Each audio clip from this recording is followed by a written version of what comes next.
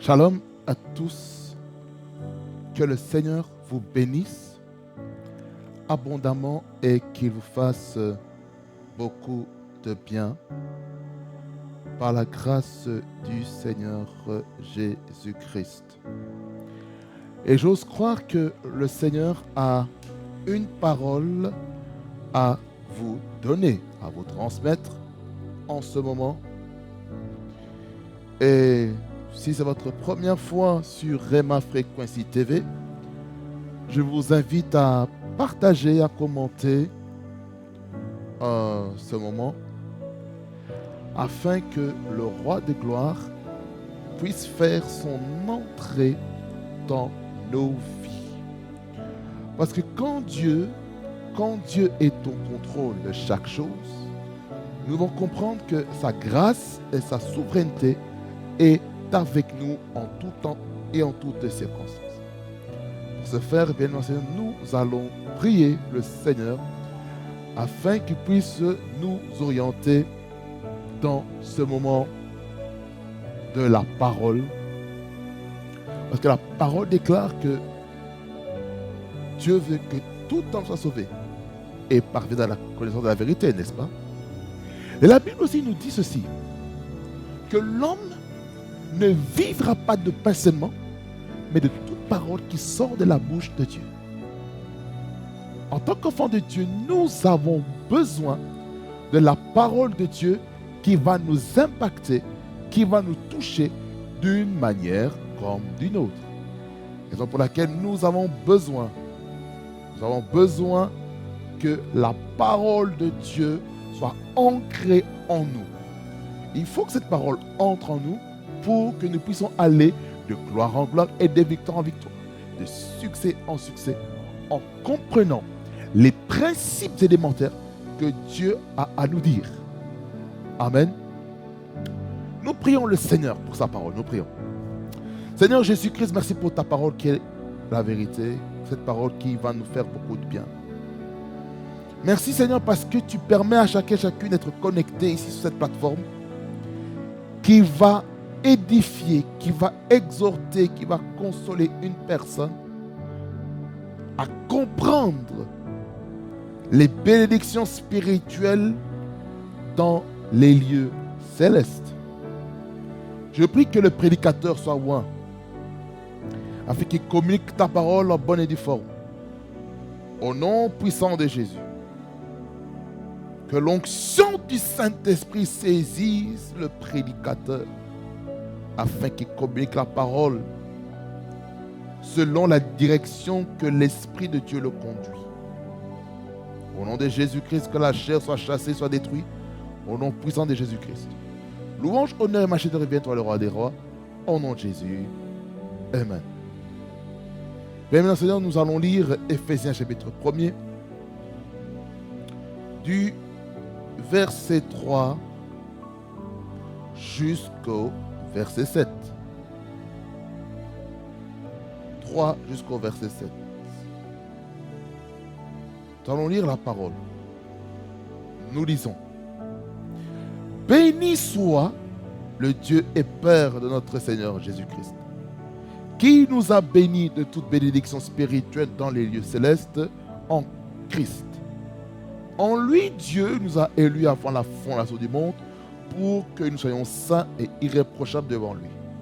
Il nous a prédestinés dans son amour à être ses enfants d'adoption par Jésus-Christ selon le bon plaisir de sa volonté, pour célébrer la gloire de sa grâce dont il nous a favorisés dans le bien-aimé. En lui, nous avons la rédemption par son sang, le pardon des péchés selon la richesse de sa grâce. On va ajouter le verset 8, que Dieu a répandu abondamment sur nous par tout esprit de sagesse et d'intelligence. Il nous a fait connaître le mystère de sa volonté selon le bienveillant dessein qu'il a formé en lui-même pour le mettre à exécution lorsque les temps seraient accomplis, de réunir toutes choses en Christ, celles qui sont dans les cieux et celles qui sont sur la terre. Amen. Est-ce qu'on peut acclamer le Seigneur sans le commentaire de qui que ce soit? Bien-aimés Seigneur, nous sommes toujours dans notre suite, notre message. Nous sommes en train de parler sur les bénédictions spirituelles dans les lieux célestes. On a pu introduire la thématique en définissant les bénédictions spirituelles, les lieux célestes. Et on a pu comprendre que la source de cette bénédiction venait de Dieu. Et le lieu de cette bénédiction, c'est dans les lieux célestes qu'on appelle le royaume de Dieu. Et on a pu comprendre aussi quelque chose de très important. Après avoir compris le lieu et la source de la bénédiction, nous sommes attardés sur un point très important, sur comprendre l'élection divine avant la fondation du monde. Et pour cela, on a pu comprendre l'élection divine selon l'Ancien Testament. Je vous ai expliqué que l'élection divine dans l'Ancien Testament concernait la nation d'Israël. Mais pour que ça atteigne la nation d'Israël, il fallait que ça commence par une personne appelée Abraham, qu'on appelle les patriarches. Abraham, Isaac, Jacob qui est devenu Israël. Et au travers d'Israël, maintenant, les 12 tribus d'Israël sont nées. Ceci n'est pas notre sujet. Et on a compris que cette élection demandait la vie de sanctification et de sainteté. Et cette chose nous permettait de comprendre qu'il y a une attitude à avoir pour vivre cette élection divine, selon les exigences que Dieu avait données dans la dispensation de la loi et les prophètes. C'est là où est-ce qu'on voyait les termes de l'alliance. Mais par Abraham, nous voyons les promesses que Dieu fait avec un homme. Et cette promesse qui est sur base d'un homme va maintenant affecter toute une génération appelée le peuple d'Israël, qui est mise à part pour le Seigneur, afin de marcher selon ses préceptes et ses ordonnances. Et on a compris aussi une chose, que dans le Nouveau Testament ou dans la Nouvelle Alliance, on comprend ceci, que l'élection divine n'est pas seulement destinée au peuple d'Israël, mais il dépendait aussi, il est aussi ouvert à ce qu'on appelle les païens, ou en anglais on appelle des Gentiles. Ça veut dire toute personne qui n'est pas juif. Ils sont prédestinés avant la fondation du monde à être sauvés. C'est lorsque nous lisons de Timothée 2, le verset 4, qui dit que Dieu veut que les hommes soient sauvés et parviennent à la connaissance de la vérité. Cette connaissance de la vérité vient par l'évangélisation. Personne ne peut être sauvé, personne ne peut naître de nouveau, personne ne peut être converti sans avoir entendu au préalable à l'évangile. Et c'est cet évangile qui permet de comprendre ce que Dieu a prédestiné dans nos vies avant la fondation du monde. Raison pour laquelle, bien aimés dans le Seigneur, nous devons prêcher la bonne nouvelle. La bonne nouvelle aussi, c'est de délivrer les gens, amener les gens à comprendre que la position de laquelle ils sont dans les ténèbres n'est pas la bonne voie, mais la voie qui va les permettre d'être libres, c'est la voie du salut. C'est la voie par Jésus. Car Jésus-Christ, il est le chemin, la vérité et la vie. Nul ne vient au Père que par Jésus. Donc Jésus-Christ est la porte. Souvenez-vous de ce que j'avais prêché au mois de juin sur la révélation du tabernacle à la lumière de Jésus-Christ. Je vous ai parlé que la porte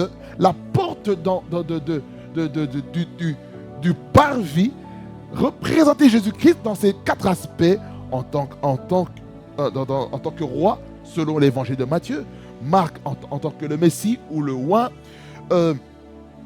dans Luc en tant que fils de l'homme, Jean en tant que fils de Dieu. Vous voyez, toutes ces facettes-là nous introduisent dans la présence de Dieu. Et il y a une attitude. Je ne vais pas rentrer encore dans ce qui a été prêché au mois de juin. Alors, dans cette nouvelle alliance, l'accès est ouvert à tout le monde. Ça veut dire par là quoi? Il n'y a plus de ségrégation raciale. Il n'y a plus de ségrégation. Tout le monde est appelé à écouter l'évangile. Car Dieu veut que tout homme soit sauvé et parvienne à la connaissance de la vérité. Et Dieu veut écrire sa parole dans les cœurs de ses élus, ses bien-aimés. C'est pour ça que nous devons comprendre que lorsque nous sommes élus divinement, nous sommes bénis. Quelqu'un dit un amen puissant. Alors, bien-aimés dans le Seigneur, on a pu dire que dans cette élection, il fallait avoir la repentance, qui était une des conditions pour expérimenter pleinement l'élection divine. Vous voyez, la repentance par la sanctification, la sainteté, la consécration envers Dieu. Quelqu'un dit pour ça amen. Alors, lorsque maintenant nous allons au verset 5 de Éphésiens 1er verset 5, il nous dit ceci, parce que c'est là le point que nous allons parler maintenant sur les enfants d'adoption en Jésus-Christ. Il dit ceci: il nous a prédestinés dans son amour à être ses enfants d'adoption par Jésus-Christ selon le bon plaisir de sa volonté. Bien-aimés dans le Seigneur, qu'est-ce que l'adoption? L'adoption, nous savons que déjà c'est un processus que, je dirais même mieux, une procédure que un potentiel parent met en place pour accueillir un enfant qui n'a pas les informations génétiques, qui n'a pas son ADN, que ce soit chromosomique, que ce soit par les chromosomes X, chromosomes, l'ADN et tout ça. Mais on sait une chose, que l'adoption, c'est le fait de partager l'amour, le fait de partager l'héritage et les ressources. Maintenant, quelles ressources qu'on parle? Il y a les ressources financières, ressources émotionnelles, ressources affectives, ressources spirituelles. Donc, il y a plusieurs ressources. Donc, l'adoption, il faut comprendre ceci, bien aimé Seigneur, que c'est le fait vraiment de s'intégrer dans une famille que tu ne connais peut-être pas. L'adoption va te permettre de comprendre que tu n'es plus seul. C'est pour ça que dans le livre de Psaumes, on nous dit que Dieu place l'orphelin dans une famille. En anglais, on dit God put the solitary in families. C'est-à-dire que Dieu te place, il place dans une famille. Il y a des gens qui doivent être adoptés spirituellement. Mais nous, comment nous avons été adoptés? Vous savez comment? C'est par l'œuvre, c'est par le sacrifice de Jésus-Christ sur la croix de Golgotha. C'est ce sacrifice-là sur la croix de Golgotha qui permet maintenant que nous puissions appartenir à Jésus. Or, lorsque nous appartenons à Jésus-Christ, nous devons comprendre ceci, que nous sommes aussi porteurs de la nature divine dans notre vie. Quelqu'un dit pour ça amen. Nous sommes vraiment dans cette optique. Nous sommes membres de cet héritage que Dieu nous donne. Regardez, qu'est-ce qui se passe lorsque un enfant est adopté? Il sent l'amour, il sent la joie, il se sent valorisé. Mais pour cela, il faut que les parents adoptifs si eux-mêmes ont des enfants biologiques, ils doivent aussi préparer aussi les frères et sœurs à accueillir cette âme ou un enfant adopté dans la famille. C'est-à-dire d'avoir une préparation. Ça veut dire que tu peux, par exemple, légalement, on ne peut pas prendre les enfants comme ça sans préparer la maison, le foyer dans laquelle cet enfant adoptif va entrer. Jusque-là, on est bien d'accord. Raison pour laquelle, bien mon Seigneur, que Jésus-Christ, oh merci Seigneur Jésus-Christ pour ton sacrifice sur la croix. Parce que le sacrifice de Jésus-Christ sur la croix nous a permis maintenant d'entrer dans la famille de Dieu. Parce que le voile, écoutez, lorsque Jésus-Christ est mort, le voile dans le temple a été déchiré de haut jusqu'en bas. Ça veut dire par la croix maintenant, il n'y a plus d'intermédiaire pour aller auprès du Père. Maintenant, je n'ai pas besoin d'aller auprès d'un pasteur pour prier à Dieu. Non. Maintenant, par moi-même, je peux aller auprès du Père faire les prières. Maintenant, si moi-même ou vous-même, vous dépendez des intermédiaires ou des médiateurs pour prier à votre place, c'est pas bon. Nous devons prier par nous-mêmes. Mais il arrive des moments où on a besoin des prières des saints. Ça s'appelle des prières d'intercession. Les prières d'intercession, c'est prier en faveur d'une autre personne. Lorsque on intercède, écoutez, je ne sais pas pourquoi j'entre dans ce couloir. Lorsque on intercède pour quelqu'un, on ne prie pas pour soi-même, on s'oublie soi-même, on sait qu'on a des problèmes, on sait qu'on a des défis importants, on met nos besoins de côté, on va traiter le problème de notre frère et de notre soeur qui souffrent. On va prier et dire, Seigneur, je prie pour mon frère, pour ma soeur qui est en train de souffrir dans son foyer, que la grâce de Dieu localise ce foyer, afin que ce foyer puisse vivre la paix, la sérénité, au nom de Jésus-Christ. Peut-être qu'il y a une personne qui a divorcé et qui est en train de connaître des temps difficiles. Il est en train de passer des temps de crise émotionnelle, affective, voire même spirituelle. Ce que tu vas faire, mon bien-aimé, tu pries, dis Seigneur, je te remets cet homme, je te remets cette femme qui ont peut-être divorcé, qui se sont séparés. Seigneur, je prie pour la restauration de leur âme.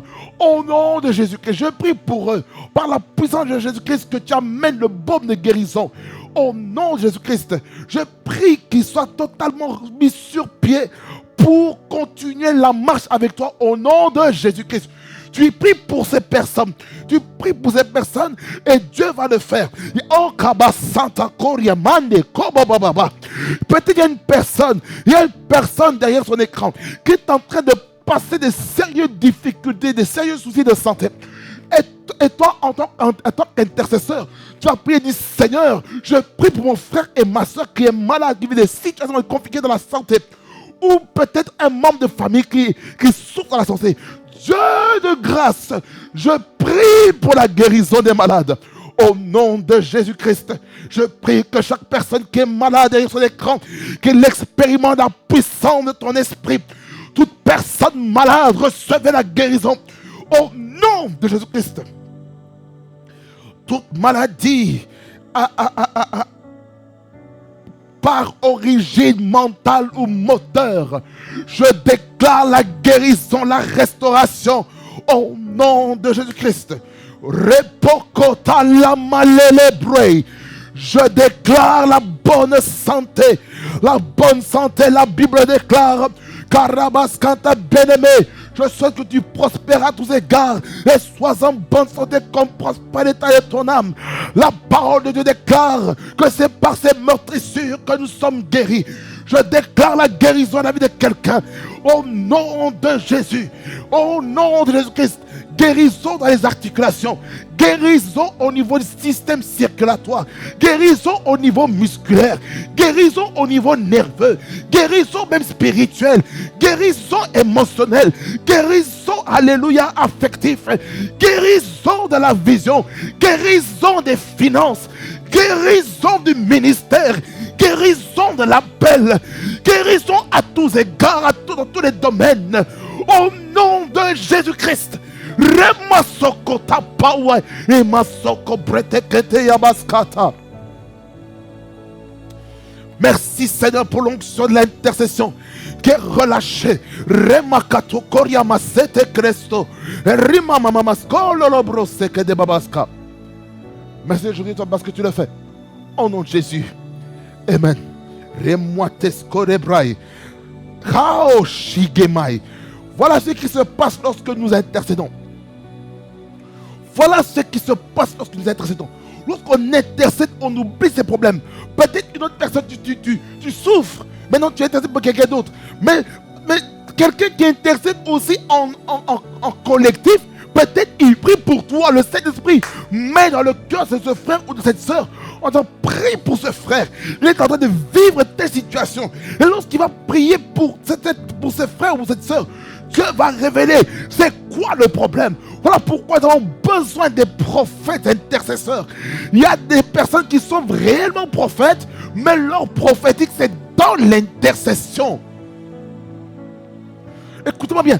Tout le monde ne va pas prophétiser en disant ainsi dit le Seigneur.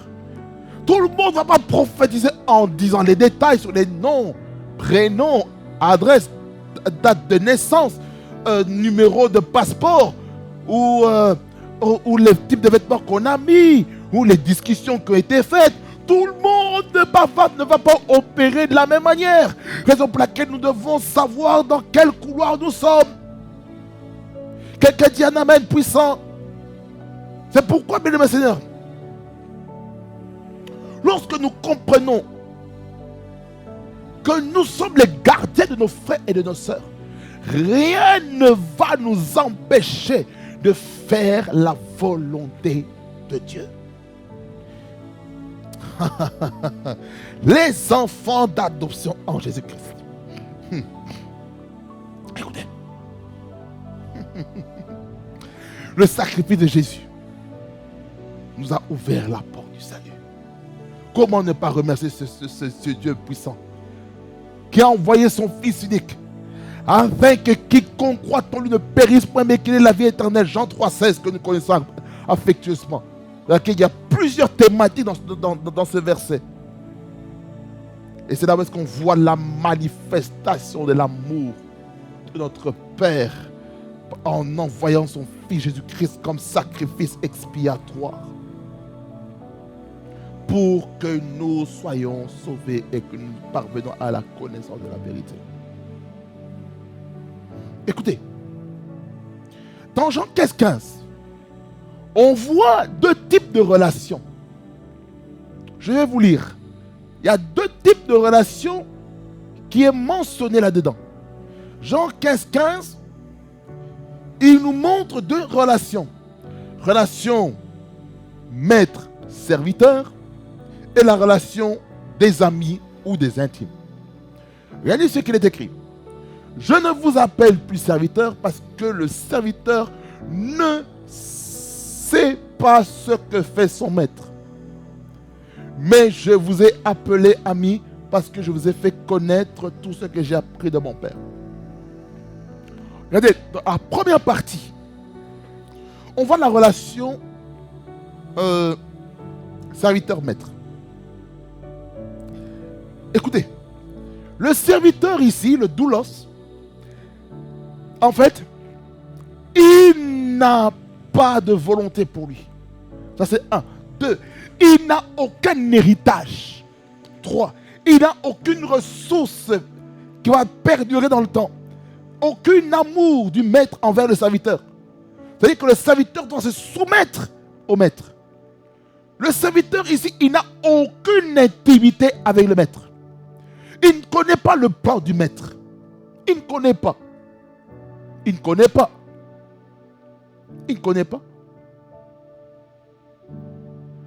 seuls ceux qui sont avec le Maître, comme les disciples, pourront connaître ce qu'il y a dans le cœur du Maître.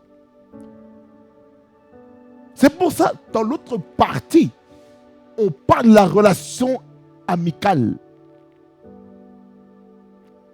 dans laquelle Jésus-Christ dit à ses disciples, mais je vous ai appelé amis. Ça veut dire par là quoi? Certes, il est le Seigneur, certes, il est le roi des rois, certes, il est le Fils de Dieu, mais nous devons comprendre ceci, que Jésus a appelé les disciples amis. Pourquoi? Parce qu'il a révélé, il a manifesté, il a fait connaître aux disciples toutes les connaissances, toutes les instructions, tous les enseignements que Jésus-Christ a reçus de la part de son Père céleste, que nous parlons ici, qui est assis dans les cieux.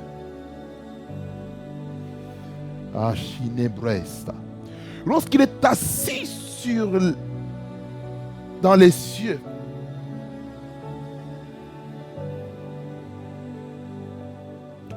Jesus. Lorsqu'il est assis sur les cieux,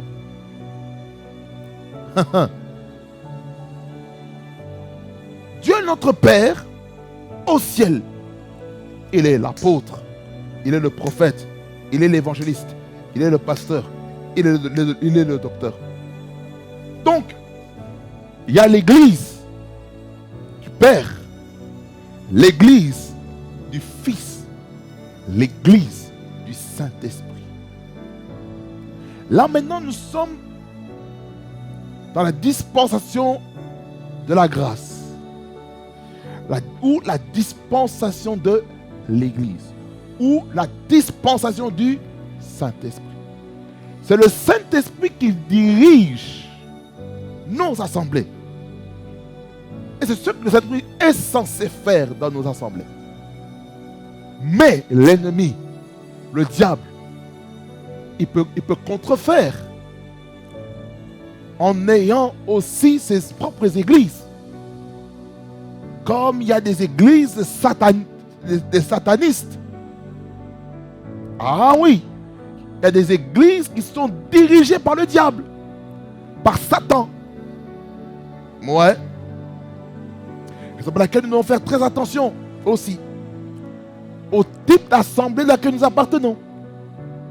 Nous devons sonder, nous devons avoir l'esprit de discernement. N'allons pas à l'église dans cette assemblée parce que, oh non, c'est bien, c'est reconnu. Non. N'allons pas à l'église parce que c'est reconnu. Mais allons à l'église parce que c'est là où est-ce que Dieu veut qu'on soit. Quelqu'un dit un amen puissant. Raison pour laquelle, bien aimé Seigneur, que lorsque Jésus-Christ dit à ses disciples, que je vous appelle amis, parce que je les ai fait connaître tout ce que j'ai appelé de mon Père, ça veut dire que entre les disciples et Jésus-Christ, il n'y avait pas de secret. Il n'y a pas de secret parce qu'ils passaient du temps ensemble. Ils posaient des questions.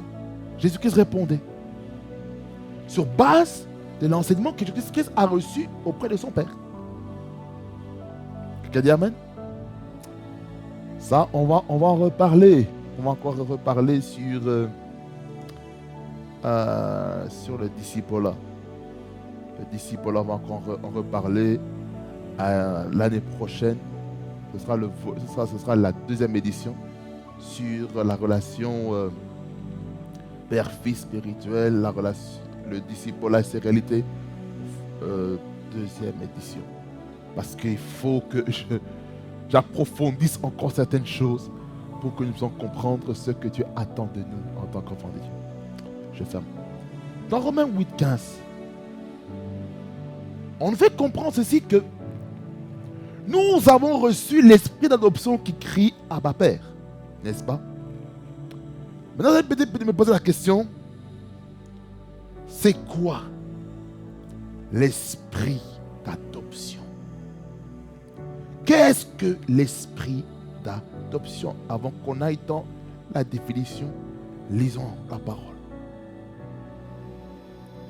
Et vous n'avez point reçu un esprit de servitude pour être encore dans la crainte, mais vous avez reçu un esprit d'adoption par lequel nous crions Abba Père. Et ici, ce verset veut nous faire comprendre ceci, que le Saint-Esprit, écoutez-moi bien, le Saint-Esprit n'amène pas un esprit de servitude pour être dans la crainte. En d'autres termes, le Saint-Esprit ne nous rend pas esclaves du péché, esclaves du diable. Mais par contre, nous devenons prisonniers de Christ. Paul, serviteur de Christ, Paul, prisonnier de Christ. Donc, Paul, doulos de Christ, Paul, desmios de Christ. Vous voyez la notion? Alors, qu'est-ce que nous devons encore comprendre encore ici? Que lorsque le Saint-Esprit vient en nous, il met en nous la confiance, il met en nous cette détermination en nous. C'est ça que nous sommes dans 2 Timothée, chapitre 1er, le verset 7. Qu'est-ce qu'il dit? Car ce n'est pas un esprit de timidité que Dieu nous a donné. Au contraire, son esprit nous remplit de force, d'amour et de sagesse. C'est ça ce que le Saint-Esprit amène dans notre vie. 3 choses. La force, l'amour et la sagesse. Ce qui veut dire que le Saint-Esprit nous aide à dire les choses qu'il faut dire et non des choses qui vont détruire encore la vie de quelqu'un. Quelqu'un dit en puissant Amen. Quelqu'un dit en puissant Amen là où est-ce qu'il est. Avec tout son cœur, son âme, sa force et sa pensée. Alors, qu'est-ce que l'esprit d'adoption? L'esprit d'adoption, selon les commentateurs, ils disent que c'est la conscience que le Saint... Ça, c'est la définition que le Saint-Esprit m'a donnée, et aussi en accompagnement avec le commentaire. Il dit ceci, c'est la conscience que le Saint-Esprit nous donne afin de comprendre que nous sommes des enfants de Dieu et que nous pouvons nous approcher de Dieu sans peur ni hésitation car il est notre Père. Ça veut dire qu'il y a quelque chose dans notre esprit qui dit je suis enfant de Dieu. Je suis enfant de Dieu, je suis héritier de la promesse. J'ai accès, j'ai le droit de parler à mon papa. De la même manière, j'ai un père biologique. Je ne dois pas avoir peur de parler avec mon père. Chacun d'entre nous, qui avons bien sûr un père qui est toujours en vie, on a toujours l'accès vers lui, afin de parler avec lui, afin de savoir afin de poser des questions, des conseils, des orientations qui sont divins. Quelqu'un dit un pour ça, amen. Qu'est-ce que encore l'esprit d'adoption, bien enseigné? En fait, il faut comprendre ceci, que dans l'esprit d'adoption, c'est que, comme je vous ai dit au tout début, nous n'avons plus besoin d'intermédiaire entre notre Père et nous-mêmes. Plus besoin. Plus besoin. Ça veut dire que toi-même, tu fais la démarche pour aller auprès de Dieu. Et c'est Dieu lui-même qui va faire des choses puissantes dans ta vie. Quelqu'un dit amen. Alors, lorsque nous comprenons que nous sommes adoptés en Jésus-Christ, nous comprenons que nous sommes maintenant des enfants libres en Jésus-Christ. Amen. Alors,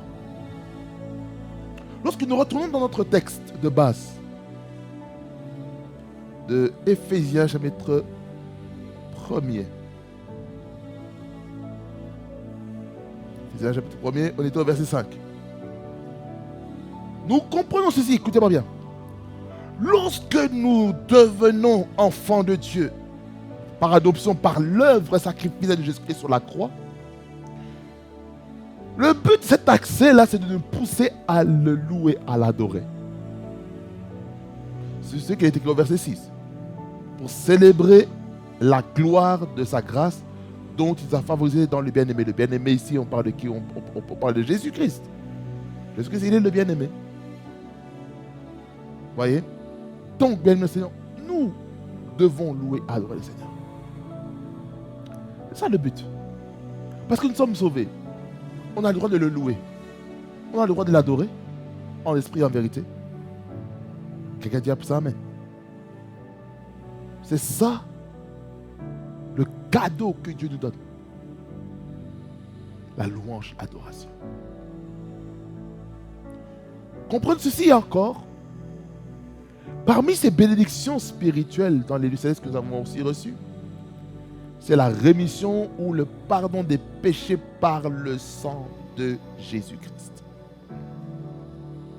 Le verset 7, il nous dit, en lui, nous avons la rédemption par son sang, le pardon des péchés selon sa richesse de sa grâce, que Dieu a répandu abondamment sur nous par tout esprit de sagesse et d'intelligence. Je m'arrête au verset 7. Nous devons comprendre que la rémission, bien aimé dans le Seigneur, la rémission des péchés, c'est le fait de payer une rançon. Ça veut dire que nous avons été condamnés par le péché. Ça veut dire que tellement nous avons péché, on a été privés de la gloire de Dieu.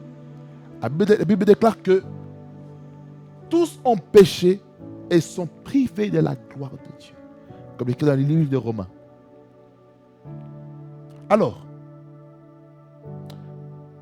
étant donné que Jésus-Christ est mort sur la croix, c'est le fait aussi qu'il ait payé le prix.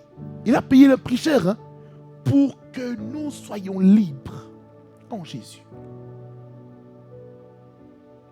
La définition dynamique, selon ce que j'ai pu recevoir du Seigneur, c'est la rémission des péchés et le paiement de la rançon requise par Dieu pour la mise en liberté d'une personne tenue captive par l'ennemi. On a été tenu captif par l'ennemi, c'est qui? C'est le diable. Il nous maintient captifs afin que nous ne puissions pas accepter Jésus-Christ comme Seigneur Sauveur, afin que nous ne puissions pas quitter sa citoyenneté du monde des ténèbres qui nous rendait esclaves de son pouvoir afin de devenir maintenant citoyens du royaume de Dieu. Et lorsqu'on est citoyen du royaume de Dieu, maintenant nous devons connaître nos droits et nos obligations.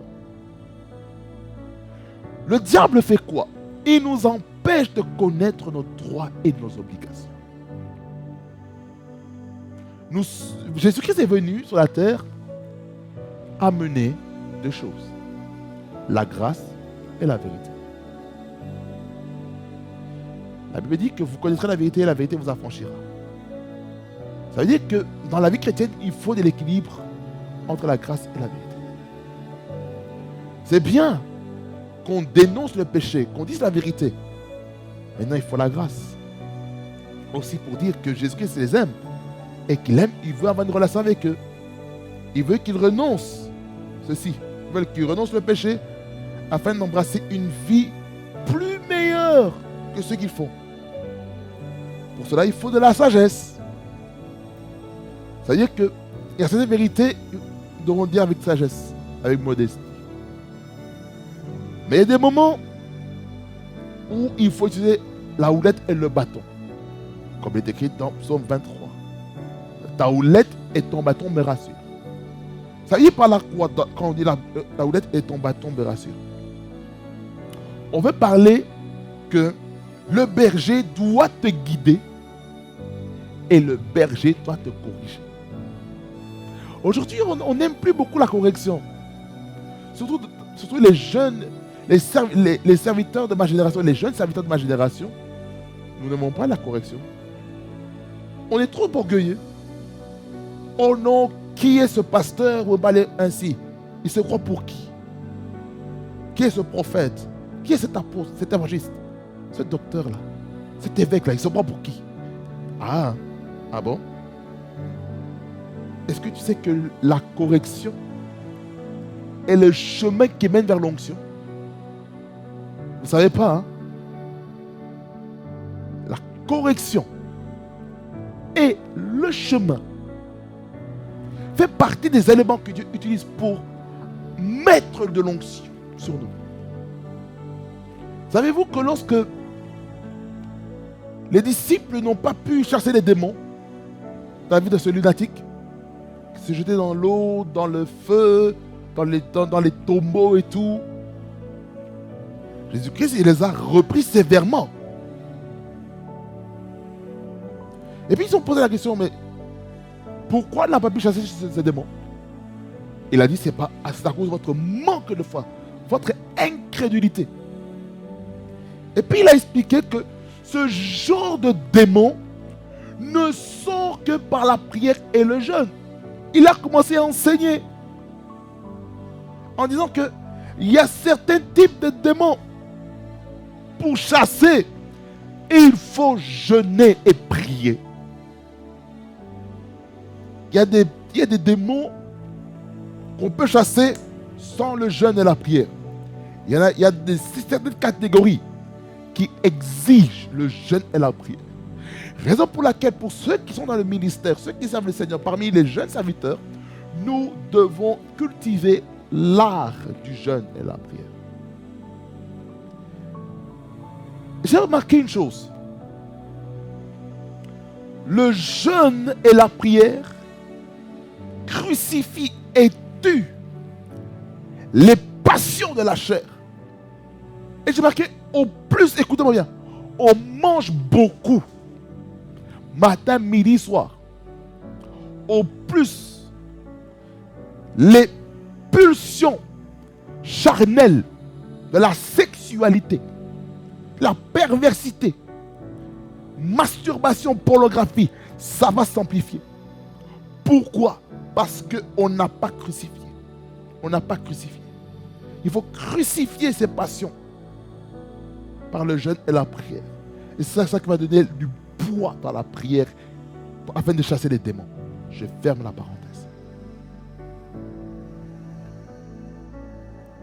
Pour dire que le diable nous maintient en captivité, il ne veut pas qu'on puisse connaître les mystères du Seigneur.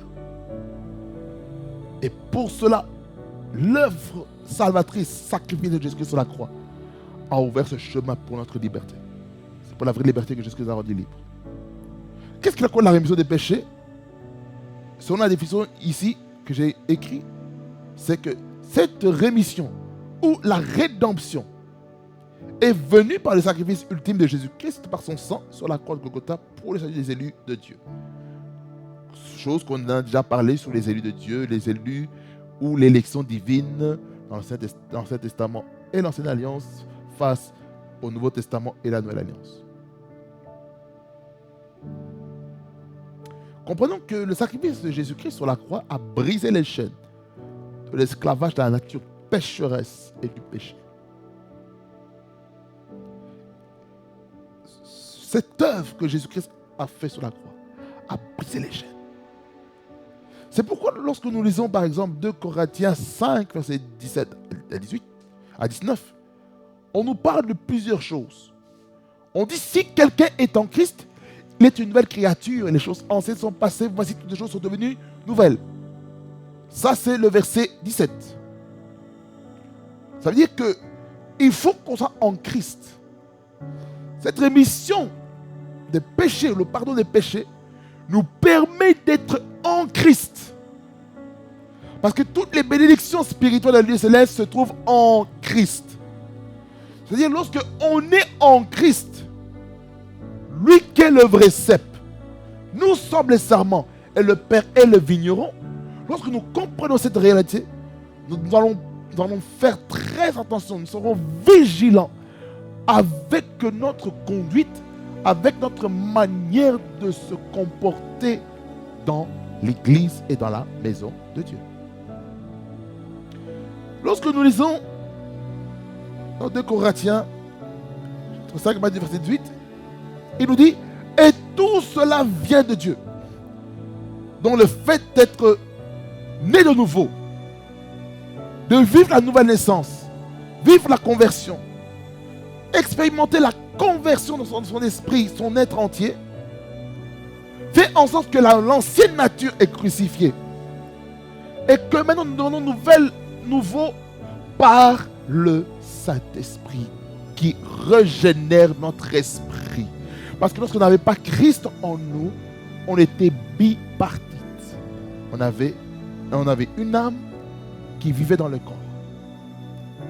Maintenant étant tripartite par la nouvelle naissance, la conversion et le salut. Ce que nous devons comprendre, c'est ceci. Nous avons régénéré notre esprit qui était mort, dans lequel Dieu n'habitait pas. Maintenant, Dieu habite dans notre esprit parce que nous devenons nous-mêmes maintenant le temple du Saint-Esprit. Et que nous appartenons plus à nous-mêmes. Ça veut dire que lorsque le boss, le Saint-Esprit, habite en nous, pour faire de notre corps, son habitation avec le Père et le Fils, comprenons ceci, frères et sœurs. Nous devenons des autels ambulantes. Parce que la gloire de Dieu, l'onction de Dieu va se manifester. Le surnaturel va se manifester. En d'autres termes, ça veut dire quoi? Un enfant de Dieu. Je vais vous dire une chose grave. C'est criminel pour un enfant de Dieu de vivre une vie normale. C'est criminel. Il faut vivre une vie surnaturelle. Cette vie surnaturelle va amener des choses nouvelles. Quelqu'un dit ça, amen. Il dit, et tout cela vient de Dieu qui nous a réconciliés avec lui par Christ. Donc ça veut dire par la croix. Le sacrifice de Jésus-Christ avait pour mission de nous réconcilier. On était perdus, on était voués à l'échec. On était voués à la perdition. Mais par le sacrifice de Jésus-Christ, nous avons été réconciliés par son sang. Et qui nous a donné le ministère de la réconciliation. Ça veut dire par la croix, pour que nous puissions réconcilier les hommes à Jésus-Christ, il faut d'abord que Jésus-Christ meure sur la croix pour nous réconcilier à lui. Et une fois qu'on est réconcilié à lui par le Christ, maintenant nous devenons les ambassadeurs du royaume de Dieu pour maintenant aller sur le champ de mission, sur le champ de la vigne, de la moisson, pour gagner les âmes, pour réconcilier les hommes à lui. Ici, on parle du ministère de la réconciliation. C'est quoi? C'est l'évangélisation. C'est ramener les hommes à Christ. Verset 19, il dit, car Dieu était en Christ. Parce que, écoutez, réconciliant le monde avec lui-même. Donc Jésus-Christ, il est mort pour le monde, pas pour le système du monde. Jésus-Christ est mort pour le monde entier en tant qu'être humain, en tant que population. C'est-à-dire, toi qui ne connais peut-être pas Jésus-Christ dans ta vie, tu n'as jamais entendu parler de Jésus-Christ dans ta vie. Mon bien-aimé, cette vidéo-ci est pour toi. Pour que tu puisses recevoir Jésus-Christ dans ta vie. Et lorsque tu reçois Jésus-Christ dans ta vie, mon bien-aimé, ma bien-aimée, il y a quelque chose qui va se passer. Même vous qui ne connaissez pas Jésus-Christ, comprenez cela. L'évangile est aussi pour vous. Le Seigneur Jésus-Christ veut se réconcilier avec vous. Entrez dans l'arche du salut et vous verrez votre vie va changer. Mais sachez une chose. Lorsque vous devenez enfant de Dieu, vous allez vivre des luttes et des combats. Et c'est normal. Il faut souffrir les souffrances de Christ sur nous. Jusqu'à ce que Christ soit formé dans la vie de ceux qui doivent écouter l'évangile de Christ. Il a dit Amen. Verset 19, on termine. Car Dieu était en Christ, réconciliant le monde avec lui-même, en n'imputant point au monde aux hommes leurs offenses, et il a mis en nous la parole de la réconciliation. Vous voyez, ça dit par la croix, lorsque nous naissons de nouveau, lorsque nous devenons enfants de Dieu, lorsque nous sommes adoptés dans la famille chrétienne, nous devons comprendre ceci, que nous avons reçu la parole de la réconciliation. C'est-à-dire que notre bouche doit amener la conversion, doit amener la réconciliation autour de nous. C'est ça ce que Dieu demande en tant qu'enfant de Dieu. Que notre parole soit ointe du Saint-Esprit. Et lorsque notre bouche est ointe du Saint-Esprit, rien ne peut nous séparer de l'amour de Jésus. Ah, qui me séparera de l'amour de Jésus-Christ? Ni nudité, ni tribulation, ni homme, ni ange, ni domination. Rien me séparera de mon Sauveur. J'ai l'assurance d'être sauvé depuis que Jésus vit dans mon cœur. La vie éternelle, il m'a donné, et je suis en lui à perpétuité. Qui me séparera de l'amour de Jésus-Christ? Ni nudité, chakatababa, ni tribulation, ni homme, ni ange, ni domination. Rien me séparera de mon Sauveur. Écoutez, lorsque nous comprenons que nous sommes en Christ, nous savons que rien ne peut nous séparer de Jésus. Rien ne peut nous séparer de lui. Rien ne peut nous séparer de lui. Rien ne peut nous séparer de lui. Rien ne peut nous séparer de lui. Lorsque nous sommes rachetés par le sang de Jésus-Christ, rien ne peut nous séparer de Jésus. Romains chapitre 8. Romains chapitre 8.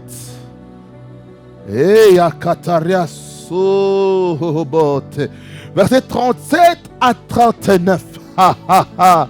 Mais dans toutes ces choses, nous sommes plus que vainqueurs par celui qui nous a aimés, car j'ai l'assurance que ni la mort, ni la vie, ni les anges, ni les dominations, ni les choses présentes, ni les choses à venir, ni les puissances, ni la hauteur, ni la profondeur, ni aucune autre créature ne pourra nous séparer de l'amour de Dieu manifesté en Jésus-Christ notre Seigneur.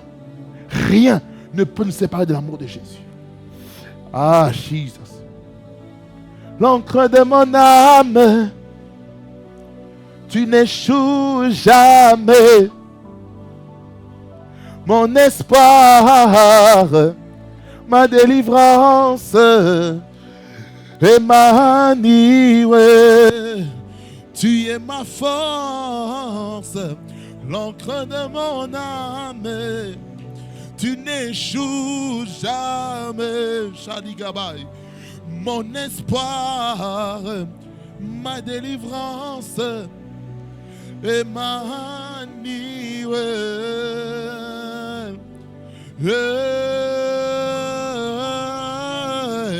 Chaque Christ près, Emmanuel.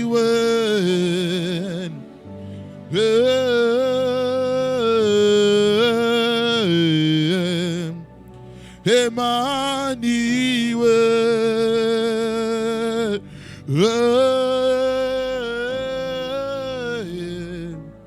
Emmanuel.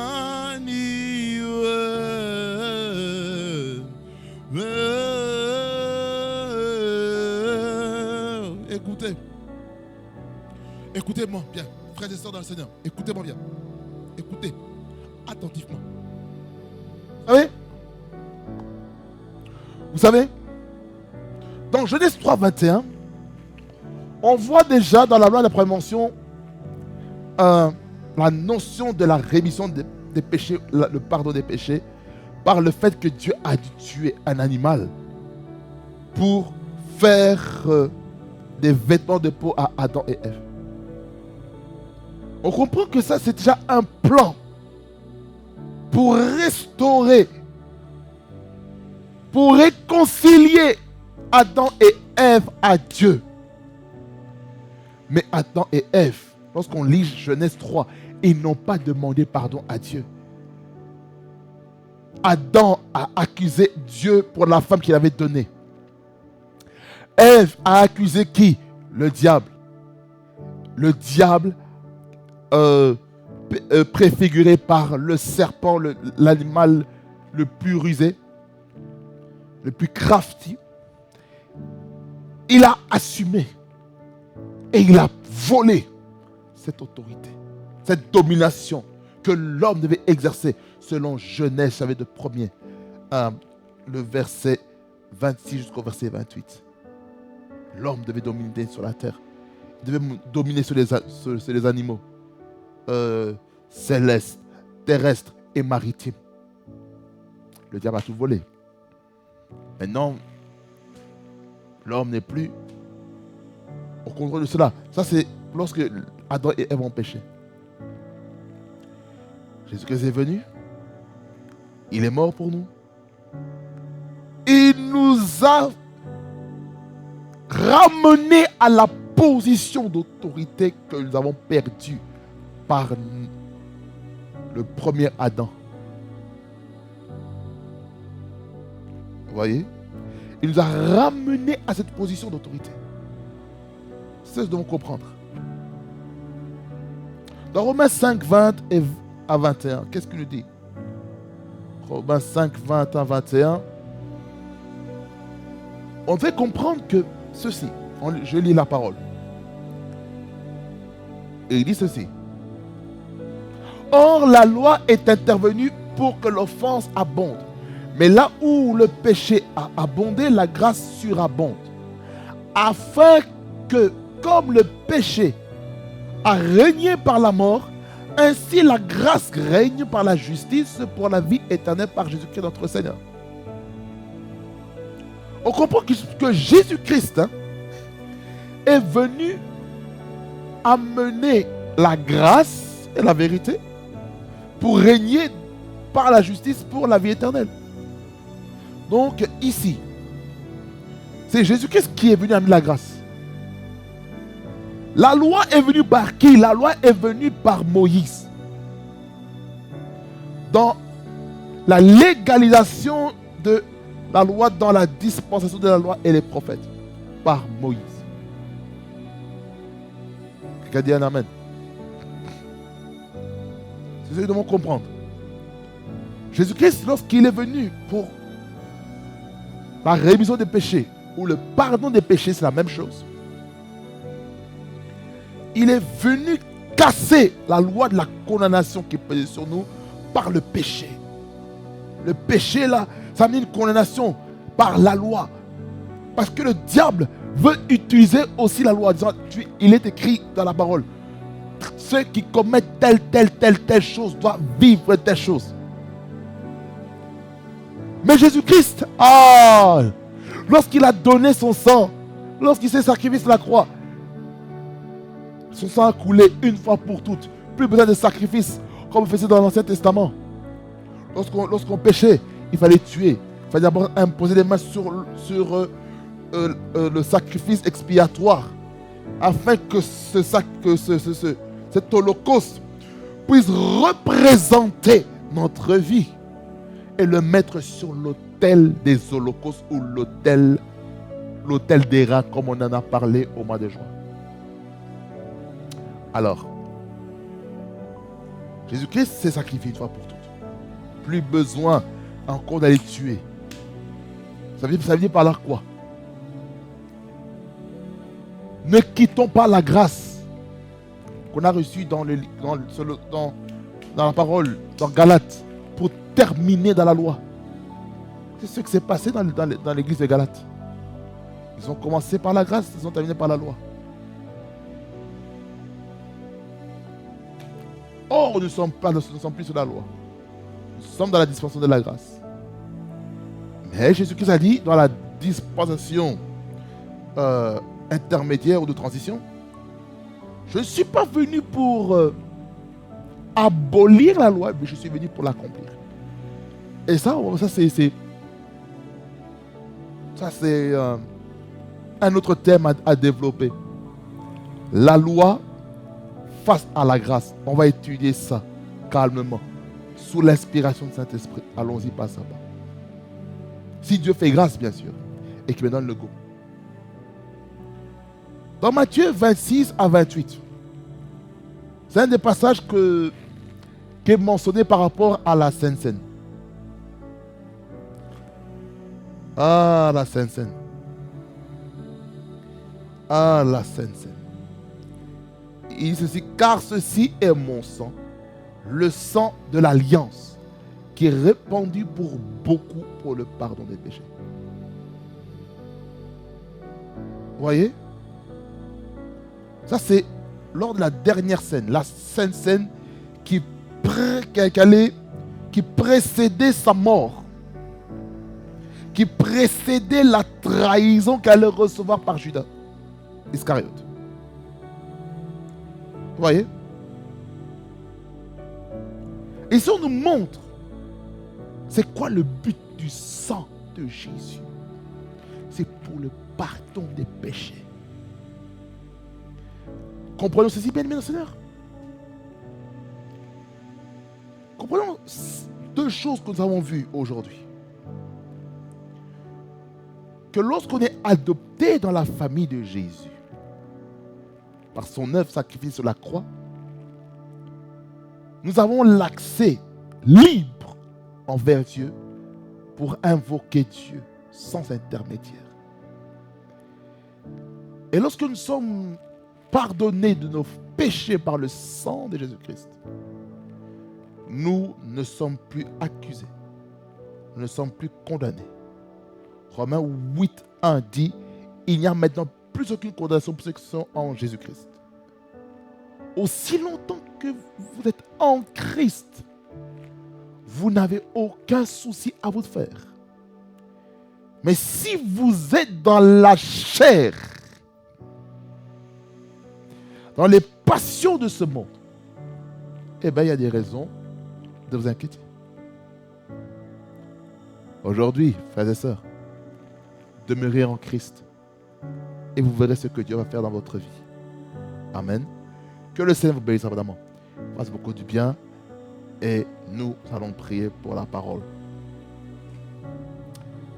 Seigneur, merci pour ta parole qui est la vérité, cette parole qui est vivante, qui est percutante. Merci Jésus parce que tu nous as fait comprendre que parmi la bénédiction spirituelle que nous avons reçue du ciel, c'est l'adoption dans la famille de Dieu, dans ta famille, par le sacrifice de Jésus. Merci Seigneur Jésus-Christ pour ton sacrifice qui a permis à mon frère et à ma soeur de devenir citoyens du royaume des cieux.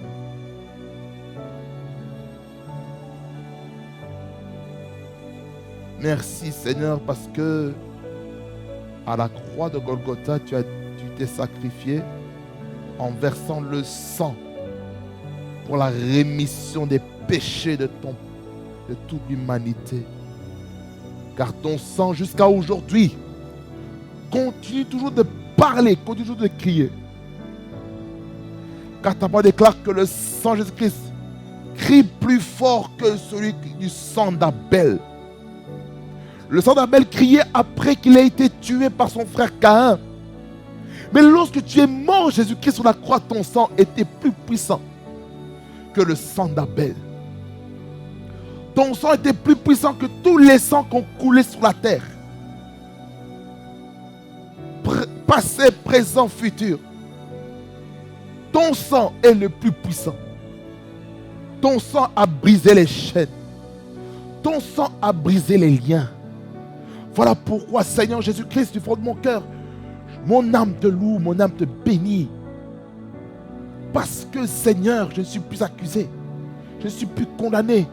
Parce que le sacrifice de Jésus-Christ a été offert une fois pour toutes. Pour ma liberté en Jésus-Christ. Afin que je demeure en Jésus-Christ. Afin de ne pas demeurer dans la vie du péché. Mais que je puisse rester en Christ. Seigneur, merci Seigneur. Parce que je reste en Christ. Le sauveur de l'humanité. Merci toi le Dieu des esprits des prophètes. Merci parce que c'est toi qui fais comprendre que nous ne sommes plus accusés. Merci pour ta nature que tu places en nous. Parce que nous avons l'esprit de l'adoption qui crie Abba Père. Merci Seigneur parce que notre esprit crie Abba Père. We cry Abba Father. Jesus, hallowed be your name. Hallowed be your name. Hallowed be your name. Merci Jésus-Christ. Parce que c'est toi qui nous fais vivre. Merci parce que rien, Seigneur, ne va me séparer de ton amour. Rien, Seigneur, ne va m'empêcher d'entrer dans l'intimité avec toi. Rien ne va m'empêcher d'être un ami du Saint-Esprit. Rien ne va m'empêcher d'être un ami de Jésus par le Saint-Esprit. Rien ne va m'empêcher d'être un ami de la parole de Dieu. Rien ne va m'empêcher d'être un ami de la prière et l'intercession. Merci Seigneur parce que rien ne va m'empêcher de saisir la pensée de la rémission des péchés par le sang de Jésus. Merci Seigneur Jésus-Christ pour mon frère et ma soeur qui me suit derrière son écran. Louange, honneur et majesté revient à toi, le roi des rois. Au nom de Jésus-Christ que j'ai si prié. Amen. Amen. Que le Seigneur vous bénisse abondamment, fasse beaucoup du bien. Et c'est vraiment un plaisir de me trouver devant vos écrans. Et je sais que Dieu a fait quelque chose de puissant dans votre vie. Je suis convaincu d'une chose. Votre vie, à partir d'aujourd'hui, ne sera plus jamais la même. Amen. Que ça vous bénisse abondamment et qu'il fasse beaucoup du bien. Rema Frequency TV, le réseau de la gloire de Dieu. Soyez bénis au nom de Jésus-Christ. Et n'oubliez pas de vous abonner, d'activer la cloche de notification, de liker, de commenter, de partager autour de vous. Parce qu'il y a plusieurs personnes qui ont besoin d'écouter cet évangile. Car Dieu veut que tout homme soit sauvé et parvienne à la connaissance de la vérité. Soyez bénis au nom de Jésus-Christ, notre Seigneur.